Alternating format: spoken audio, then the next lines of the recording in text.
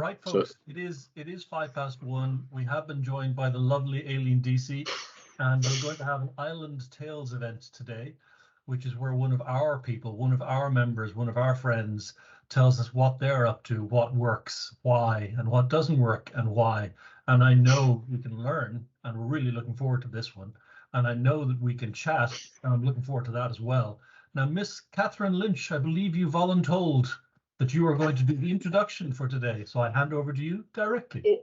Indeed. Thank you, Owen, and thanks all for joining. And just so you know, this is being recorded because we do have people who are more interested in this topic who just couldn't make it today. So we're hoping to make it available to them thereafter.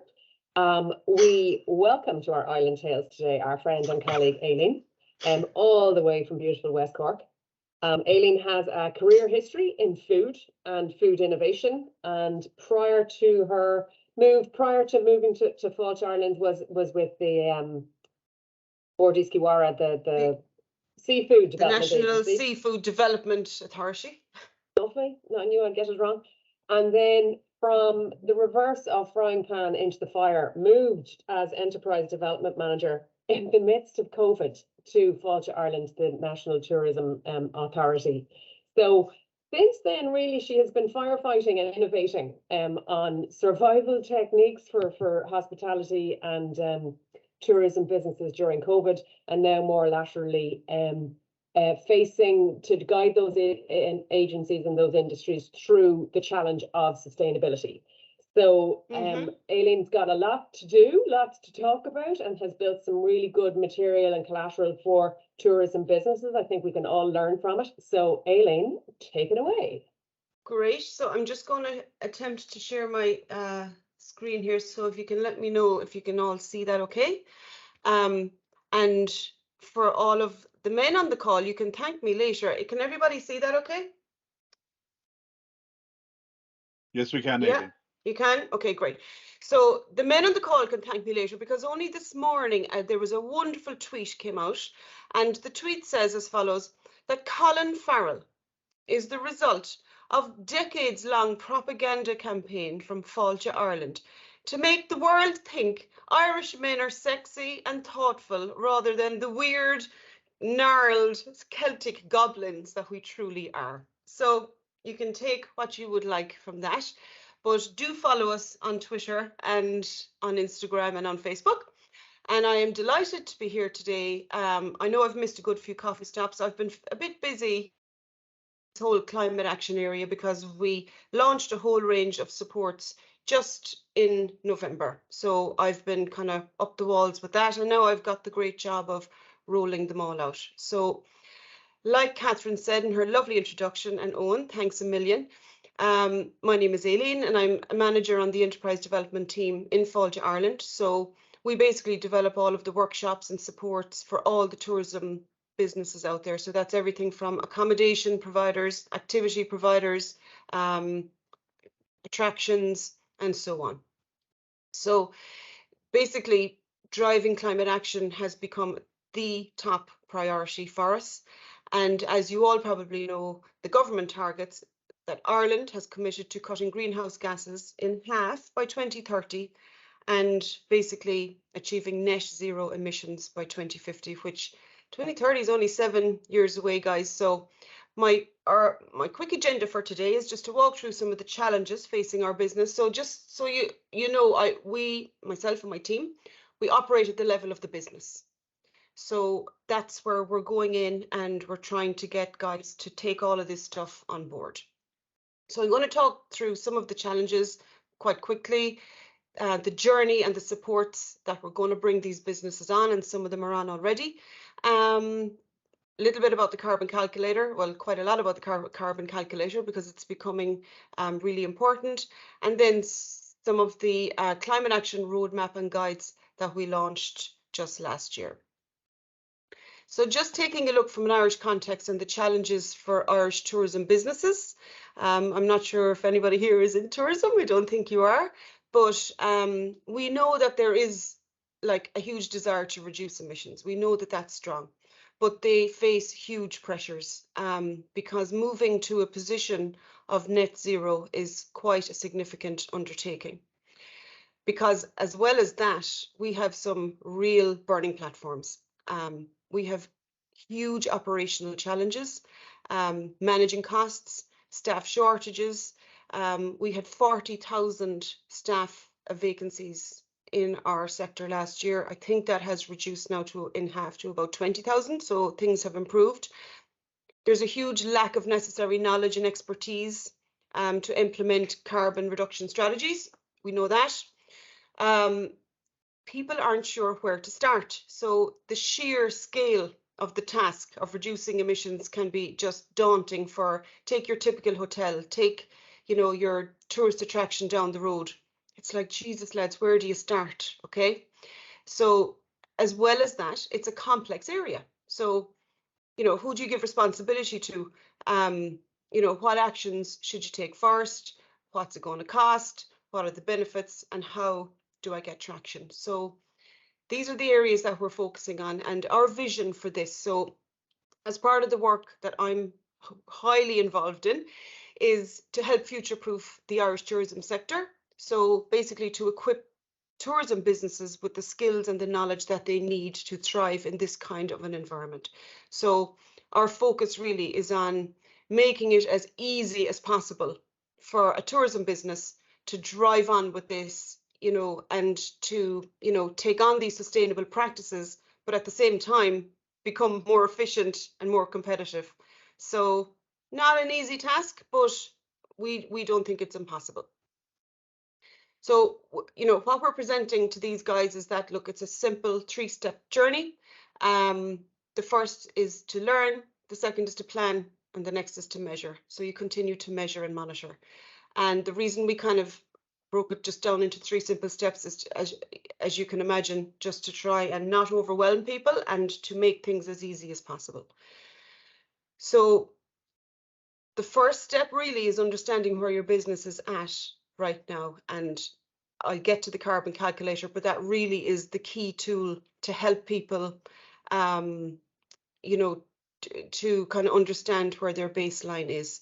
We don't have a baseline for Irish tourism at the moment, so that's why the calculator is really important. So you then need to plan how you're going to reduce those costs once you know where you are, and then you just continue to measure and improve and measure and improve. So you kind of set your own targets, you benchmark against yourself, and you just continue to monitor that. So some of the bigger picture reasons that we need to do this, just quite briefly, is that we know we have national targets to reach. We know global warming is here. We know all about the extreme weather and all the rest of it. And so it's really important that we get data, because we don't have that at the minute, because we haven't come out as a national agency to say where to go to get, or where you input your data so that we can start gathering that. And we need to set that baseline for Irish tourism, and we need all businesses to contribute to this data gathering via this calculator, because the bigger picture is that we can, once we get some data, we set a baseline, we can analyze trends, but more importantly, we can build a case for influencing government to fund our sector. And so we can demonstrate, the potential that's out there to reduce the carbon footprint. If they invest in X, Y, and Z, we can reduce our costs and our carbon footprint by X, Y, and Z. So that's kind of the bigger picture.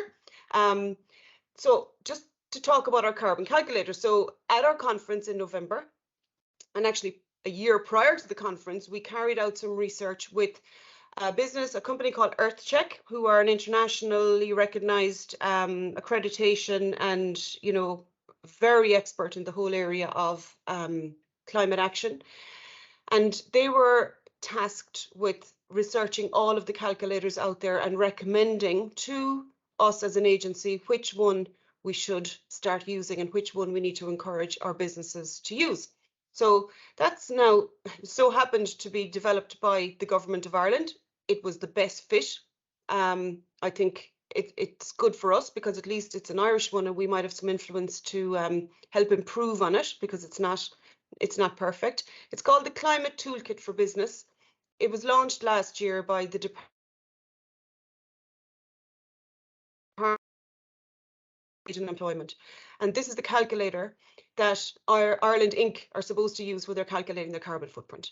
And we have a section in there for tourism and hospitality businesses, where we are now officially saying to our sector, this is where you go, and this is where you need to input your data. And this is where we will start to gather the data so that we start to get this baseline for Irish tourism. As well as that, the government this year linked it to the TBES scheme, which is the tax back scheme. So to get your tax credits, you have to demonstrate that you've gone through the calculator. So that's kind of helping us along, because there's a bit of a carrot, and you can imagine our guys do typically sometimes need a carrot. So I'll leave links in here as to where you can have a look at that calculator yourself and have a play around with it. It's a very simple tool. I won't go through the details of it as to how it actually works, but I'll just take it very top line. So it's a really important tool, because it's the first time ever that we're going to set a baseline for carbon measurement from an Irish tourism perspective, because we all need to measure and to manage and report carbon emissions.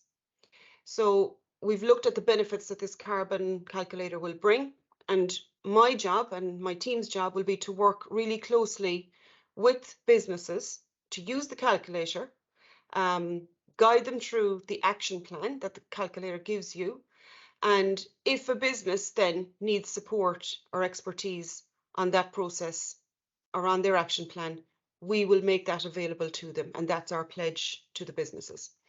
So this is quickly what it spits out. These are the 8 sections that your action plan that comes out of the calculator will cover.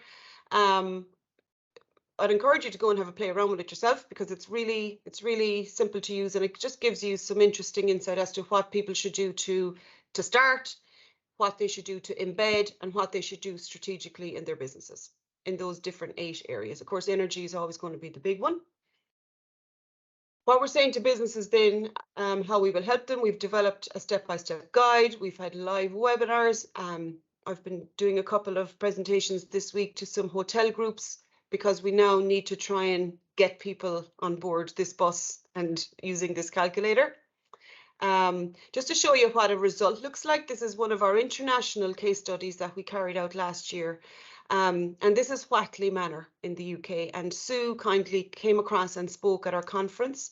And she worked with EarthCheck, who are the accrediting body. She worked with them for the last number of years, actually. This is a 5-star property in the Cotswolds. If anybody wants to check it out, it's absolutely amazing. But some of the results they've achieved and how they're benchmarking, you notice on the right-hand side, it's per guest, per night. And this is the level of detail that we need to get. In particular, this is for an accommodation provider, but we basically are trying to show people how to benchmark for their type of activity. So it might be per guest night. It could be for a restaurant per cover. For a visitor attraction, it could be per visitor. So these are the kind of levels of detail we're hoping to get into. So moving quickly along then, all of last year, this is where my head was stuck in the middle of all of this roadmap and guides, and trying to put it down on paper how a tourism business can get through all of the different things that are out there. So we started with the roadmap, which is the one on the left there. And we basically, that kind of gives you, and these are all up on our website, by the way, just go to failteireland.ie and you'll get it. It just gives you where to start and what's what, and what are the different sustainable goals and which ones are we looking at. And in particular, we went after goal number 13, which is climate action, because for us it was important to demonstrate what we weren't doing as well as what we were doing, because this stuff, once you start, it's kind of endless. But we concentrated on energy, waste, water being the 3 big emitters of carbon. You can see the one on the top right there, it's called How to Tell Your Climate Action Story. And that was actually a big gap that we identified, that loads of businesses were doing great things, but they weren't telling the story because they were kind of afraid that somebody would say they were greenwashing, they didn't know what to say, they didn't really know how to engage with their visitor or their customer at the level of what was important to the customer. So fantastic guide. And again, a lot of the businesses are really jumping onto that one. We then looked at carbon offsetting, biodiversity, meetings and events, and festivals. So within each one, you're basically getting advice on how to minimize energy, ways to reduce water and waste. You can imagine your local hotel, just have a look at how much food gets scraped off a plate, how much stuff doesn't get eaten. Like, there's a phenomenal amount of food waste going on at the minute. Within that, we also created, I think, 10 or 12 case studies from Ireland and beyond. And we linked out to all of those as well. So you'll see those in the website. And again, it was just bringing it all together. These are all kind of done through a tourism lens so that our businesses could identify with what was being said. So just to give you some of the quick examples, okay? So in order to get some data for our conference, we ran a whole series of energy workshops around the country. And because of the energy crisis, we were ready to go with our guide, and we kind of said, well, there's no point in sitting with a lovely shiny guide when there's an energy crisis happening. So we actually launched it early before our conference, and we went around the country then showing people how to reduce their energy with very low cost. So one of the examples we came up with is my absolute love of rotary toasters. So I'm not sure if anyone has ever seen one of these in a hotel or maybe even in a restaurant, but you take your 2 kilowatt rotary toaster that's left on for 6 hours a day. It's going to cost you a total of about €3 a day to run it for 6 hours, with an annual running cost then of €1,095. So I presented these figures to a group you're all well aware of this week, and their CEO was kind of getting really interested, and he was like, seriously, this is what it's costing, because we were showing people, how to measure what each item of equipment is actually using up. So just to give rotary toasters another bit of a bashing, okay, we have a case study whereby we had operating rotary toaster again for 14 hours a day in one particular hotel in County Tipperary. And we reviewed the need for this practice. They were basically leaving it on because the staff might like a slice of toast during, when breakfast was finished. They just leave it plugged in case someone would like a slice of toast. So we basically got them to turn it off, reduce it down to just 2 hours a day for breakfast. And we asked them to just get an ordinary conventional pop-up toaster. And this resulted in a reduction in annual cost of €3,000 per annum. And not only that, they reduced their bread consumption by 80%. So they had zero waste with their food, which was an incredible kind of a sidekick to this study. So lots of reasons why there should be a big heap of rotary toasters for recycling. So we showed people things like the cost of hot water. If you leave a kitchen hot tap running for 5 minutes every hour for a 16-hour day, it'll cost you €6,000 per annum. Stuff like a bain-marie, if you leave a bain-marie running, we had a study where we had 2 bain-maries running for 16 hours a day and reviewed it, and by again training staff, telling them turn it off and use it at a particular time of the day, we reduced the cost by €6,000 per annum. So these are just some simple examples that really get people to sit up and listen and really understand that, energy, by just training your staff, you can save 10% of your energy. And we've proven this in various studies that we've carried out. So energy being the big one, we would then move on to waste and water. Again, big carbon emitters, and again, huge cost savings there when done properly. So this is the kind of angle we're trying to take. So while we're tackling carbon on one hand, we're also demonstrating that, look, you can also save cost. So some collaborations then. We've been building great relationships with our fellow agencies, SEAI, Irish Water, EPA, and also SBCI, who are offering a lot of lower cost loans, lower interest loans for those big equipment items. If you have a triple E piece of equipment, they're giving very low rates for those. And they also came to our conference and they were able to talk to people about that. So ultimately then, what we're actually asking businesses to do, and this is what my life is all about at the minute. It's all about asking businesses to commit to this journey and come on the journey with us, to sign up to all of our supports, get them on to calculate their baseline, access our tools and resources online, and to basically come on this journey with us. And that's bringing me to the end. But if I have time, because I don't know what time is it? So it's 26. I'll have a 3-minute video if you wouldn't mind me playing it on, if it works. I'm just going to see if this will work. And this was our video that we played for our conference. So hopefully that'll go, and just let me know you can hear it and see it. And I'll finish on that then. It's just loading up there now.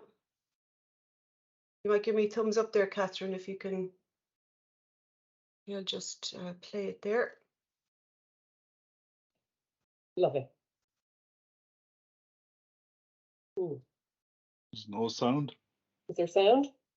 Is there sound? Yeah, I can hear the sound. Yeah. No sound? No. There's a button to press, I know, about share sound or something. Let me just see. Hold on. Nice seal though. Yeah, he's let's see. Go back out of it first. Just X out of it. Okay. And there's a button to say, I think you have to do it in Teams. You have to say, isn't that he's doing Zoom anyway? Play with sound or something. Anybody know how to do that? Okay. Well, I think you have to stop sharing, and it's when you shared, you have the option to. Oh yeah. Okay.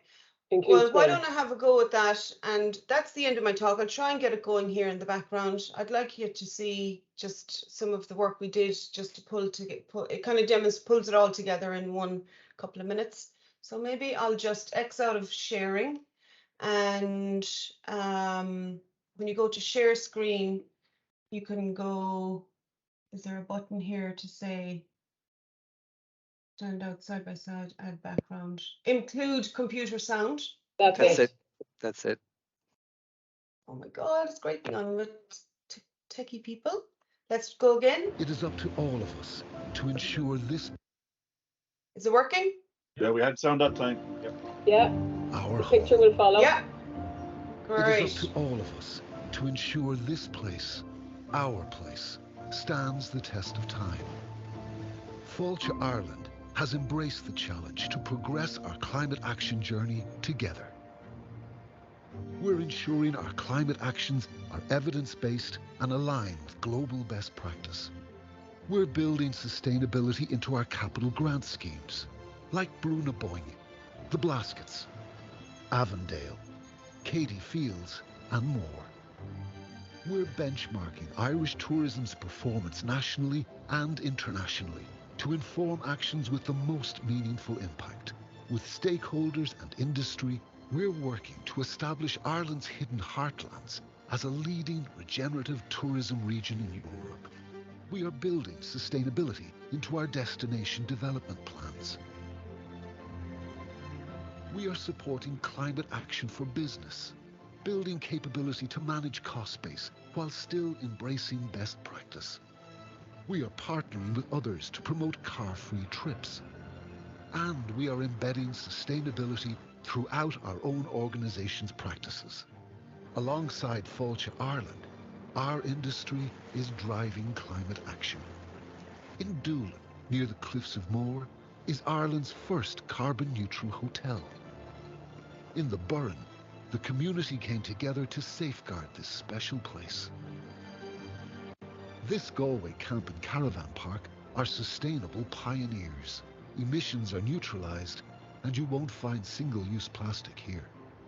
In this historic estate, working with nature is vital to the future, leading the way through constant improvement, respecting Ireland's heritage is at the heart of these eco-tours, where working with the land is written in the soul. At the foot of the Blackstairs Mountains, this wild experience leaves no trace. There are foraging and eco-trails with minimal impact on the local place. And at the home of the GAA, there's an environmental first. Diverting all waste from landfill along with water refill points. And never mind Sam, it's all about the compostable cups. There are so many great Irish businesses driving climate action. But as a strategic priority for tourism, it needs continued focus and attention. Because there's more to do, and now is the time. Together, we can reach our shared climate action goals with government, our department, our agencies, and you. We are all on this journey together. Now is the time.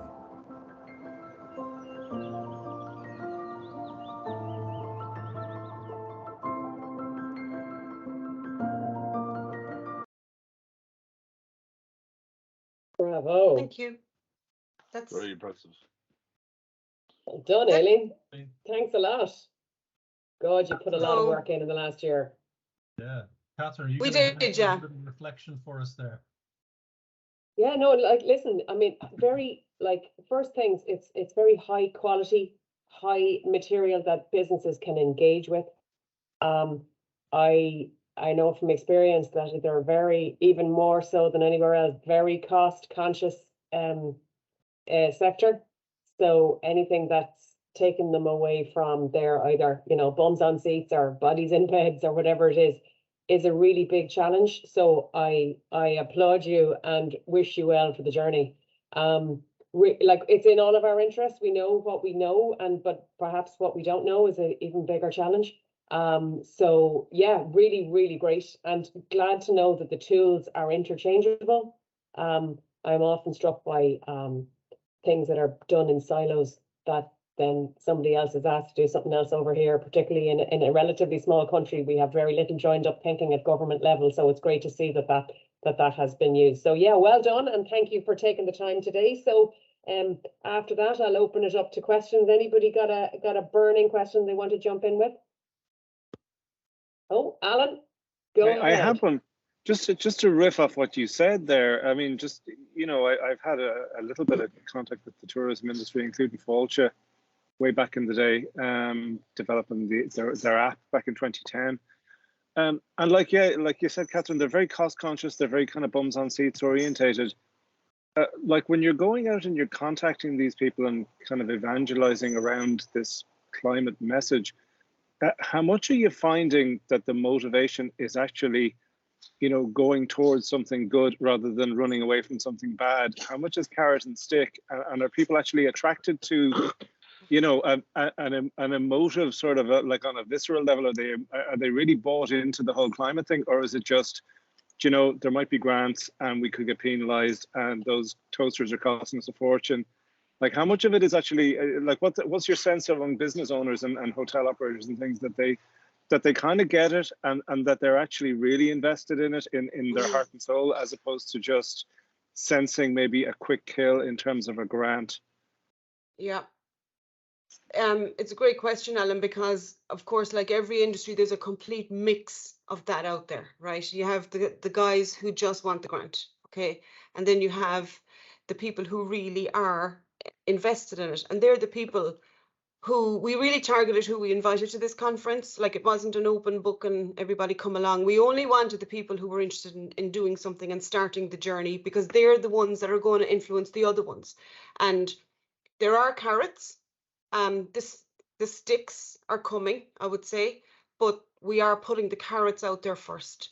And one of the big carrots, which is kind of a little bit ahead of us maybe next year, is that Tourism Ireland, who market Ireland abroad, will be coming along and saying at some point we will only market those businesses who are accredited and signed up to the green agenda. So that's a kind of a carrot, but in a way it's a bit of a stick as well.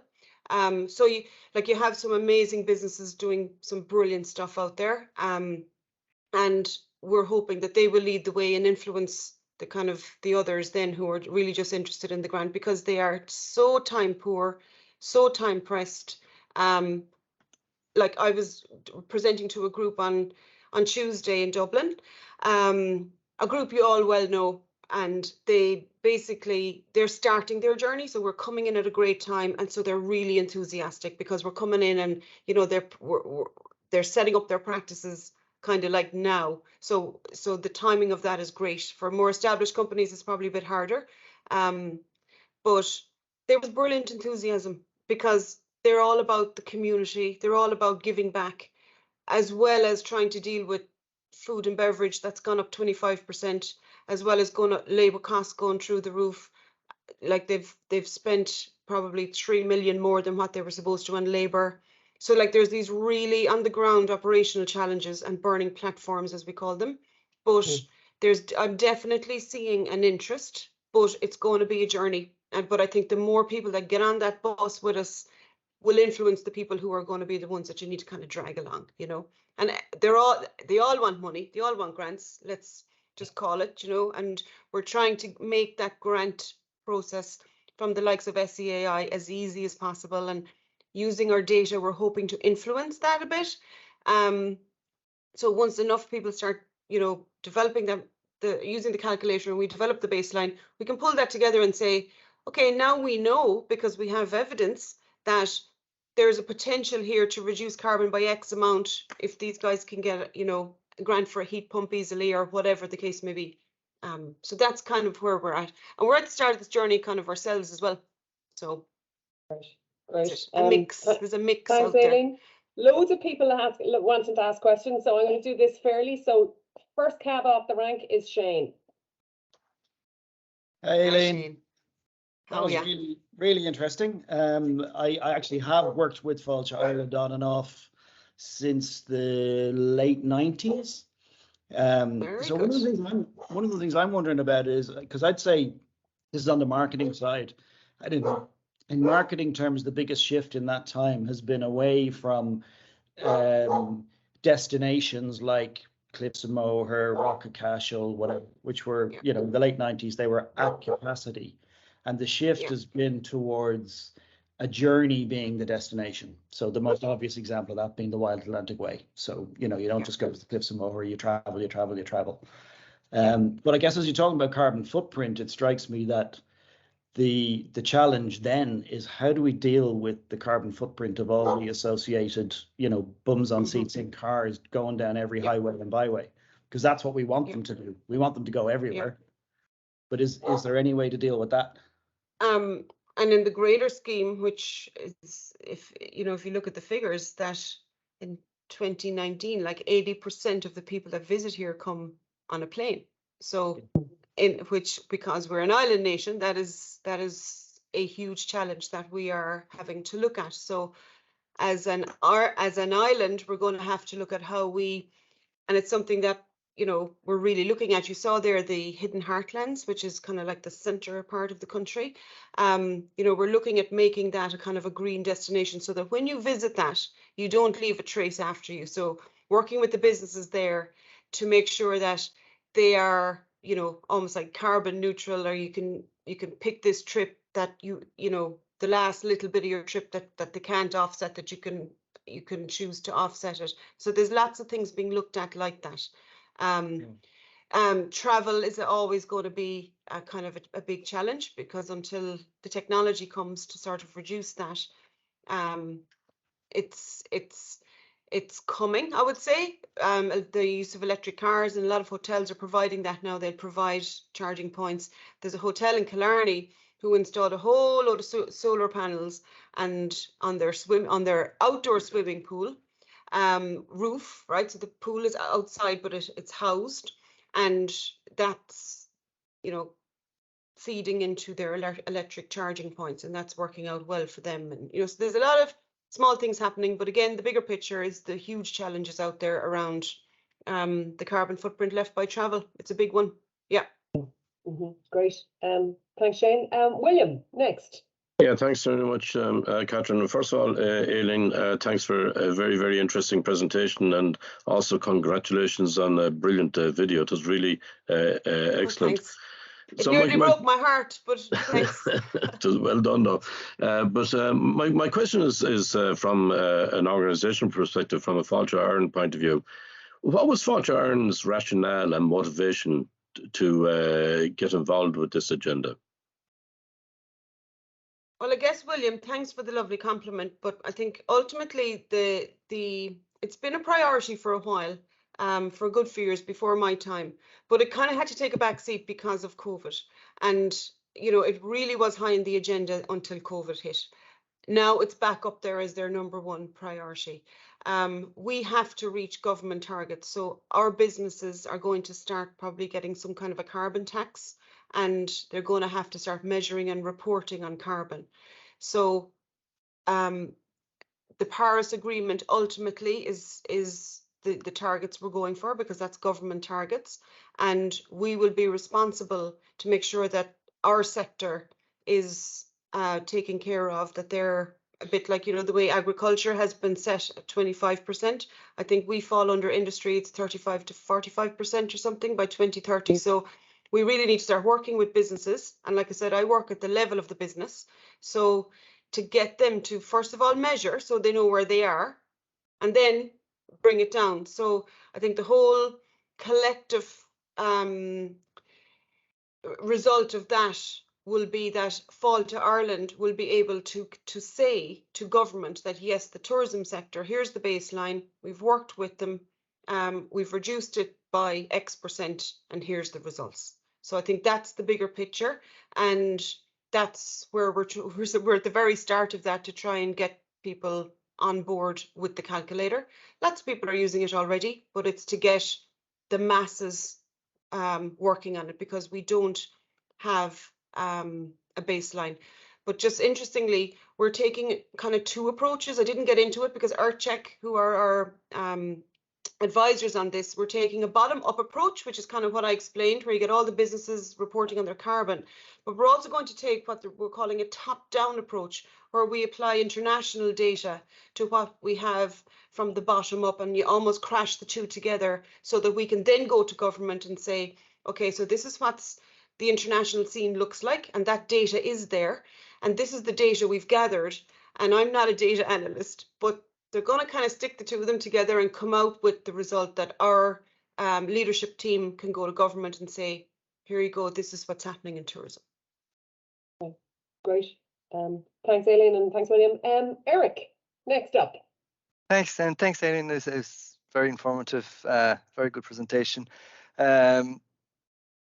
Outside of kind of grants and kind of case by case where you go in and kind of try to solve, do you have some sort of innovation lab or kind of think tank or co-creation activities where major actors in the industry would come together and try to solve a bigger problem for everybody, rather than going kind of small business and small areas, like one by one? Yep.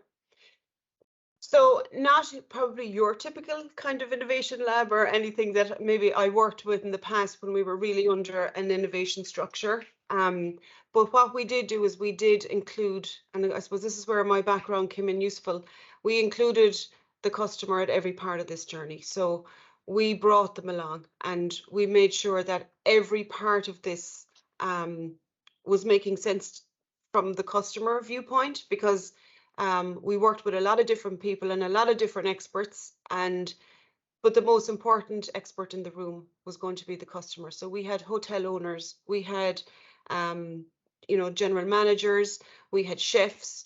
We've had a lot of feedback from our community, and while not your typical innovation lab, but we did run an awful lot of pilots. We love pilots in Failte Ireland. So when we're trying something new for the first time, that's kind of how we do it. Yeah, innovation is big. I think there's a big opening there. And it does show, innovation lab. Yeah. It does show that you've really taken care of the people at the center of the issues. But I was wondering if there was kind of a bigger platform where people can come together to work on a problem. Or, for example, we've just launched a platform for analyzing carbon emissions for the airline industry. But we're looking at different application in other kind of sectors like transport of goods. And I mean, we can drill down to the cost per seat. There's nothing that could stop us to drill down for the cost of your loaf of bread that's traveled so far. And but to do that, we need to partner with the industry and kind of get the data that they have available. And that's where I was looking for kind of a central platform where we could kind of pilot those ideas and there's and work with other certainly people. there's certainly openness to that type of thing. Maybe this is the start of it today, me opening up to this group. So let's take it from here, Eric. Yeah, excellent. Absolutely. Great. John, problem solver. Well, Aileen, I'd say John, first of all, solve my problems, please. Say what, as William said, actually, that video actually was exemplary. Actually, it was very, very good, both in telling the message of Ireland as well as what they're looking to achieve on it. I suppose the possible gremlin in the room actually is, I'm just curious to know actually how much collaboration went on among other agencies or what they're actually doing, or was this done, dare I say, in a siloed approach actually specific for Failte Ireland? No, John, we did a lot of collaboration from day one. We know SEAI are the energy experts. We know Irish Water are the water experts. I was actually, the minute we started this process, we got these guys in the room. They sense checked everything we said.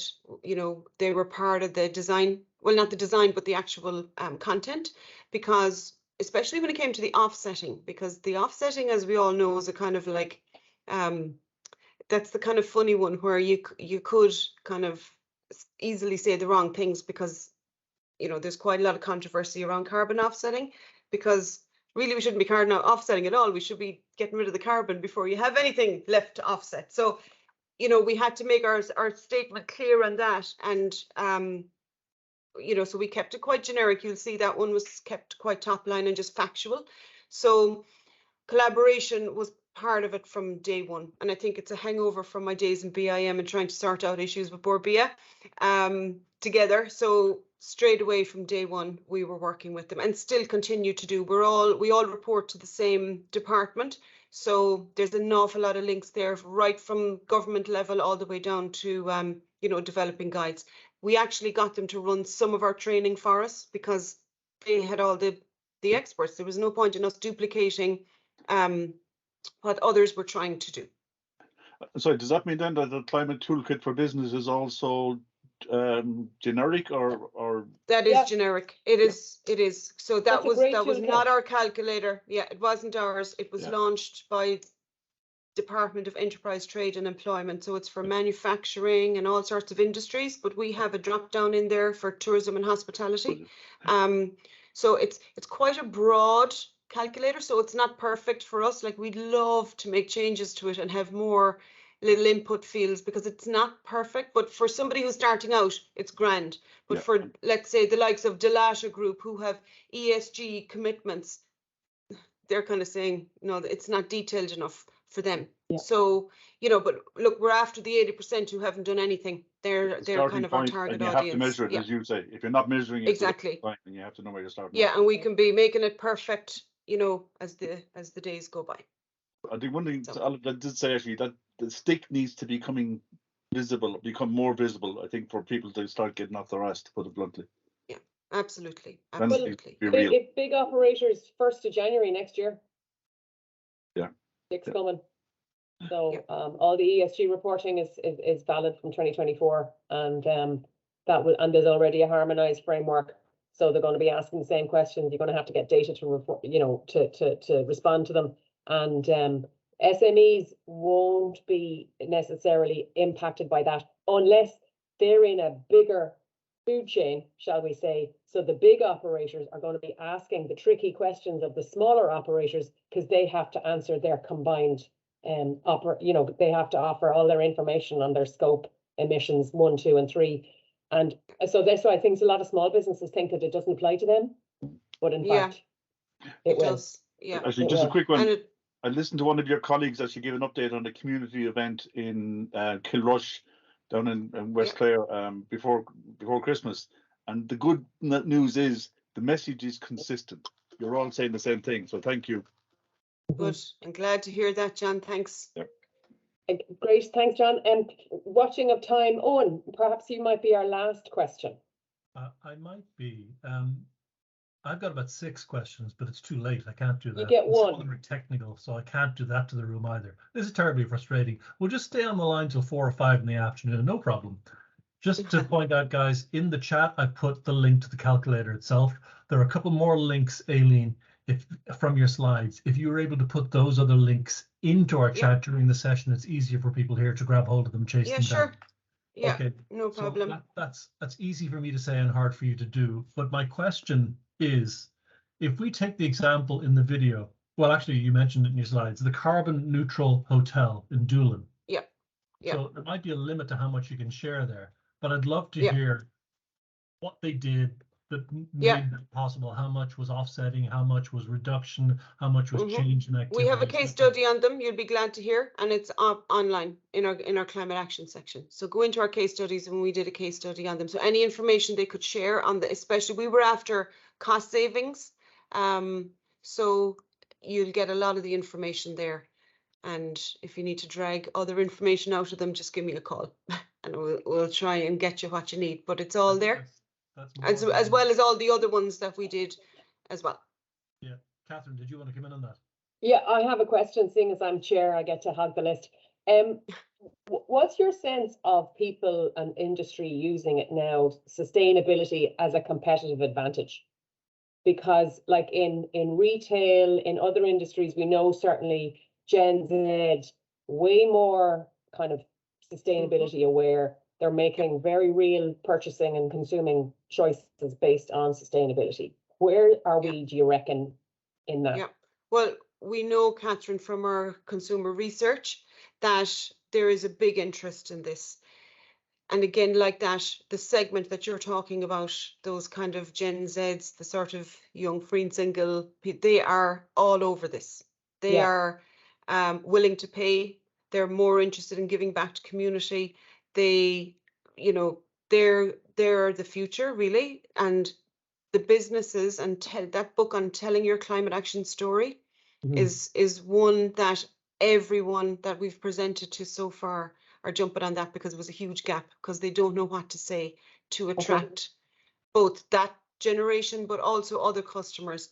Customers, we know, they don't care about the size of your solar panels, unfortunately, or how deep your well is, or how deep your pump goes into the ground, or you know the way guys love talking about that, but customers, no, they just want to know that you are doing your bit, and if they come to stay in your hotel, they are not ruining the environment. So they don't want to see the single-use plastics. They don't want to see food being wasted, huge portions. You know, they just don't want to see that.